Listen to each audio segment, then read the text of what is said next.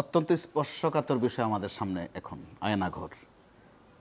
যদিও রূপক অর্থে ছিল, সরকারের দিক থেকে অস্বীকার করা হয়েছে। স্বীকার করলে হয়তো বা প্রশ্ন আসতো যে আয়নাঘর অথবা অন্য কোন ঘর বা অন্ধকার ঘর।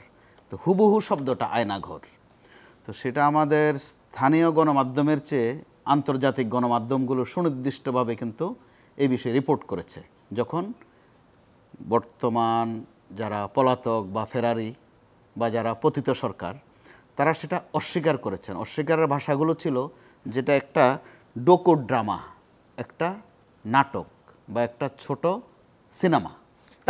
আপনার নিশ্চয়ই মনে পড়বে তখন যখন আল জাজিরাতে এই প্রতিবেদন হলো, তখন সেই মূল খবরটি প্রচার না করে আমাদের দেশের গণমাধ্যম কিন্তু তার প্রতিক্রিয়ায় সরকার যা বলছিল সেটি প্রচার করেছে। সেটাকে আপনি কিভাবে দেখেন? কেন আমরা এই কাজটি করেছিলাম এবং ভবিষ্যতে এই কাজ করব না কিভাবে, সেটা কিভাবে নিশ্চিত হবে? ভবিষ্যতে যেন না করি সেই বিষয়ে আমাদের এখনই একটা অঙ্গীকার দরকার। আর অঙ্গীকার কেন আসছে? যেহেতু অতীতে আমরা করিনি।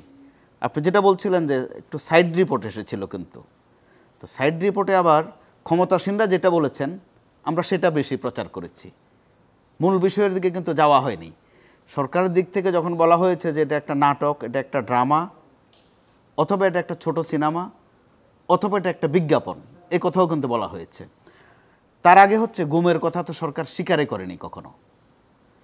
কখনো স্বরাষ্ট্রমন্ত্রী যিনি ছিলেন তিনি বলেছিলেন গুম নয়, ওরা ঘুমাচ্ছে।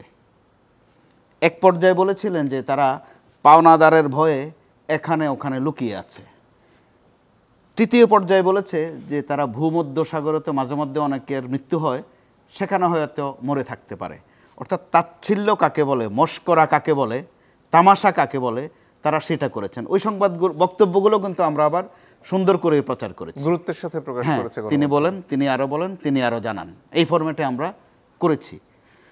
তো সেটাতে আমরা কতটা নিজেরা অপরাধী বা কতটা দায়বদ্ধ, ওই বিচার অবশ্যই হবে। এবং এখন আরো একটা দগদগে প্রশ্ন হচ্ছে, যখন দেশে শত শত মানুষ পুলিশের গুলিতে, ছাত্রলীগ, আওয়ামী লীগের অন্যান্য নেতাকর্মীদের গুলিতে মারা যাচ্ছিলেন, তখন কিছু কিছু পত্রিকায় সেই মৃত্যুর খবর আসলেও ইলেকট্রনিক মিডিয়াতে সেটা একেবারে ছিলই না বলতে। এবং সেখানে বিটিভিতে যে খবর, তার সাথে অনেকে বলেছেন যে অন্যান্য ইলেকট্রনিক গণমাধ্যমের খবরের খুব একটা তফাৎ করা যাচ্ছে না। আমরা অনেকটা এইখানে আমাদের ইলেকট্রনিক গণমাধ্যমগুলোর ব্যর্থতার কারণটা কি? সেটা অবশ্যই ভয়। এক শব্দ যদি বলতে চাই, মানে পত্রিকা কেন ভয় পাচ্ছে না, আমরা কেন ভয় পাচ্ছি? ভয়ের হয়তোবা মাত্রা অথবা তীব্রতা শ্রেণীভেদেও নির্ণয় হয় অনেকটা, আমরা সেটা দেখেছি, হয়তো আরও ব্যাখ্যা আসবে ভবিষ্যতে। কিন্তু তার আগে যেটা হলো গুম অস্বীকার করা না, কিন্তু আমার প্রশ্ন এখানে, ধরুন ইলেকট্রনিক মিডিয়া নিয়ে তো বলা হচ্ছিল যে এখানে স্যাটেলাইট আছে, বঙ্গবন্ধু স্যাটেলাইটের মাধ্যমে আমাদের প্রচার করতে হয়, তারা বন্ধ করে দিলেই আমাদের সমস্যা। কিন্তু যদি সব ইলেকট্রনিক মাধ্যম একসাথে বলতো যে না আমরা সরকারি নির্দেশনা মানতে চাই না, তাহলে কি সরকারের পক্ষে সবগুলো একসাথে বন্ধ করে দেওয়া সম্ভবপর ছিল? বর্তমানে আমাদের একতার অভাব ছিল? একতার অভাব তো অবশ্যই ছিল, সেটা তো একদম প্রমাণিত, আর বলার অপেক্ষা রাখে না। একতার অভাব যেমন ছিল, আমাদের নৈতিকতার কথা বলেন আর বাস্তবতার কথা বলেন, দুটার যে কেমিস্ট্রি, সেটার যোগফল হচ্ছে আপনি যেটা বলছেন যে বন্ধ করে দিতে পারে না, চ্যানেল 24 বন্ধ ছিল, পেরেছে। চ্যানেল 24 সহ আরও কয়েকটি চ্যানেল বন্ধ করে দেওয়া হয়েছে একাধিক দিন। তো এতে করে আর ব্যাখ্যার অবকাশ রাখে না যে টেলিভিশনগুলো কেন একটা জায়গায় আসতে পারেনি অথবা আসেনিও বলা যায়। তো আবার একসাথে হলে যে সম্ভব, সেটা কিন্তু শেষ দিক থেকে আবার প্রমাণ হয়েছে।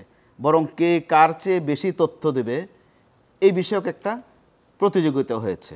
কিংবা যখন সরকার পতন হলো, ৭১ টিভি বা সময়ের কথা বলা যায় যে তারা আগের দিন যে সংবাদ প্রচার করেছে তার পর মুহূর্ত থেকে যেভাবে তারেক রহমান এবং বেগম জিয়ার খবর অত্যন্ত গুরুত্বের সাথে প্রচার করেছে তারা, সেটাকে আপনি কিভাবে দেখেন? সেটা গণমাধ্যম কর্মী হিসেবে প্রশ্নবিদ্ধ হই যে আমরা দেশে কি আইনের শাসনে আছি নাকি শাসনের আইনের মধ্যে আছি।